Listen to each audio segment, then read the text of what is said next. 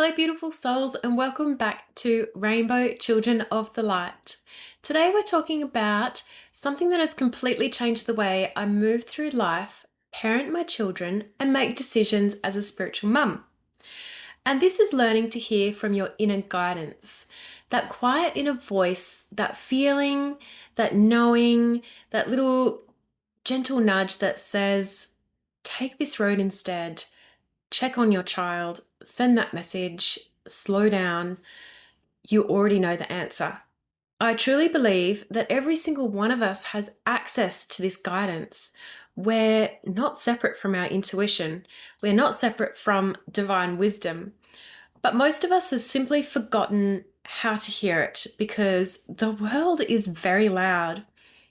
As mums, especially, we are constantly taking in information, social media, opinions, parenting advice, school expectations, fear based news, outside pressure, and eventually we can become disconnected from our own inner voice. So, today I want to talk about what inner guidance actually feels like, the difference between your higher self and your ego, how intuition speaks, why spiritual mums often doubt themselves, and how you can begin to strengthen your connection to your own guidance every single day. So, what does your inner guidance feel like? For me personally, inner guidance often arrives as a quiet little voice, and I don't know if anyone else, experiences this, but I hear it on the left side of my head. It's subtle, it's calm, it's never dramatic. It's almost like a gentle comment that quietly drops in. And the interesting thing is, it usually arrives before my logical mind kicks in, before the overthinking, before fear, before doubt. It's just a simple knowing. And over the years, I've learned something really important. Your higher self speaks very differently to your ego. And I just want to give a little example here. I remember when we were going out as a family, and I was walking out the back door with all my bags, ready to load the car, and I just heard in my head, "You need to drive." And I went, "Oh." So I said to my husband, "I'll drive." And he said, "No, no, it's fine." And he was already in a bit of a funny mood. So I was like, "Are you sure?" He's like, "No, no, I want to drive." I said, "Okay." So anyway, off we went. We went to go and pick up one of my daughter's little friends. We picked her up, and then he reversed into something. It was only just a tiny little dent. It was just a star picket. But I was like, oh, there was that guidance. There it is. I should have driven. But anyway, that's just one little example of how it springs up in my life. And I've learnt to listen to those little moments because they offer so much value, and sometimes it is a little bit tricky to hear them. And also knowing the difference between your ego and your higher self can be the trick to knowing, because your higher self only knows love, it only knows truth, it only knows your highest path. So the guidance from your higher self always feels supportive, loving, calm, encouraging, expansive, even if it's guiding you outside of your comfort zone. Your higher self might say, you can do this, trust yourself, take the first step, you're being guided, rest today, your child needs some comfort right now. It always feels nurturing, and it's always very subtle. But the ego sounds very different. The ego is fear-based, and it has its purpose, absolutely. Its job is to keep you safe and familiar. But your ego sounds like, oh, this is stupid. What if it fails? You're embarrassing yourself. You're making it up. There's no point trying. People will judge you. And the thing is, the ego is loud and inner guidance is quiet, which means we have to intentionally create space to hear it.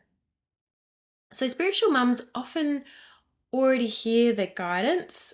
I actually think many spiritual mums are already incredibly intuitive. They just don't trust themselves yet.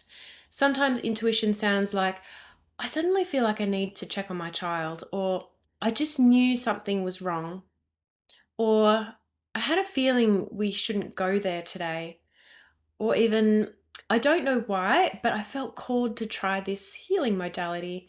That's guidance. Intuition doesn't always arrive as some huge mystical experience. It's really quite ordinary in a way. It can just be a feeling, a pull, a knowing, a sentence that quietly appears in your mind, like with the car experience for me. And the more you acknowledge it, the stronger it becomes. So, how fear actually disconnects us from our guidance. One thing I've noticed is that fear creates static. We are constantly overwhelmed, overstimulated, anxious, or consumed by fear. It becomes harder to hear ourselves clearly.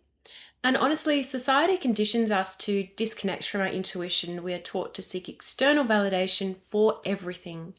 But spiritual growth often is returning, it's coming back inward, back to what feels true for me, what feels aligned, what is my body telling me, what is my soul telling me. Your intuition is like a muscle. The more you use it, the stronger it gets. And sometimes the first step is simply slowing down enough to actually listen. My experience as a mum, as a spiritual mum, I've had so many moments where guidance has supported not only me, but my children too. There have been moments where I suddenly knew one of my children needed extra emotional support before they even said anything. Times where I felt guided to cancel plans, to rest, to protect our energy, to approach a situation differently.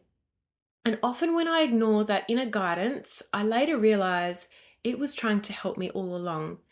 And I think motherhood actually deepens intuition because when you love someone so deeply, your energetic awareness expands. You begin sensing things beyond words. So, how to strengthen your inner guidance? Let's talk about a simple way that you can strengthen this connection. So, the first thing is to spend time in silence. Inner guidance struggles to compete with the constant noise, so even a minute of quiet can help. And this could just be, sitting outside with a cup of tea, driving without the music or podcast on, meditating, breathing. And the answers often come when we stop trying to force them to come. It's where we can have the ability to clear our mind that higher guidance has the opportunity to come in. Notice the first thought that you usually intuition, sorry, the second thing is the first thought that you experience is usually your intuition. Fear and ego tend to come second. So if you receive calm, loving thought before the panic arrives, pay attention to that because that is most likely your higher guidance and your intuition going, yep, this is for me or this is not for me before the panic or anxiety sets in. So the third thing is pay attention to your body. Your body is incredibly intuitive. Expansion often feels light and peaceful and open. Fear often feels contracted, heavy, chaotic. Your nervous system gives you clues and you can get pain, you can get headaches, you can get aches. So the fourth thing is ask your higher self for guidance. You can literally ask, I do this all the time. You can say, higher self, please guide me. Show me the next aligned step. Help me see the situation clearly. And then stay open. Guidance may come through as thoughts, dreams, signs, conversations, sudden clarity, gut feelings. I actually experienced this yesterday when my daughter asked me, what song would you like to hear in the car?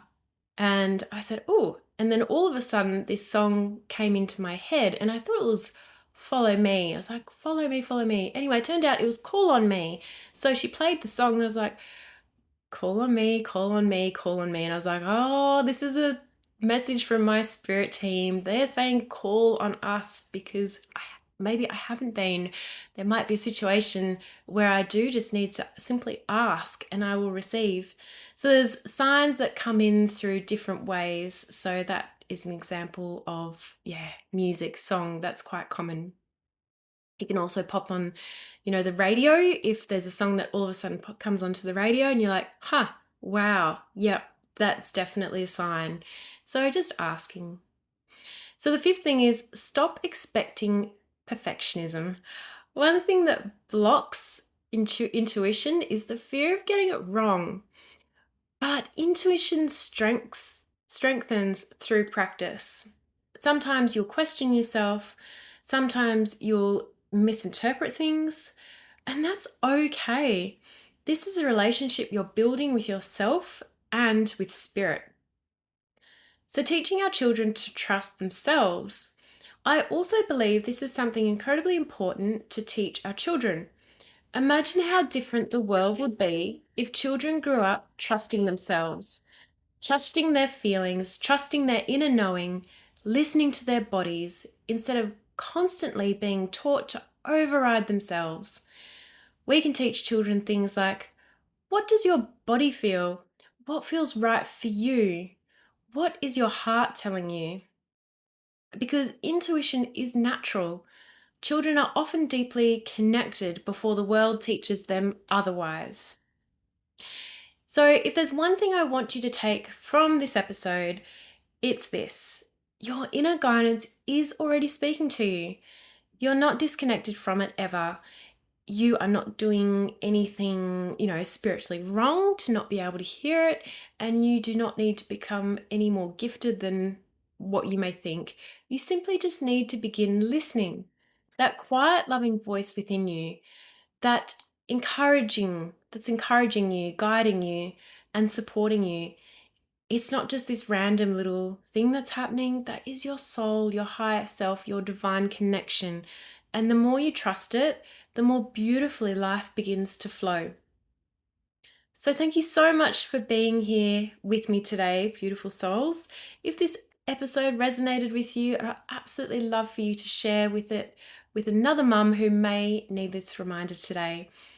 And if you would like more support around spirituality, raising sensitive children, energy healing, and conscious parenting, you can explore my sessions, podcast, YouTube channel, and free resources below. So until next time, trust yourself, trust your guidance, and trust that your soul already knows the way. Sending you and your child so much love.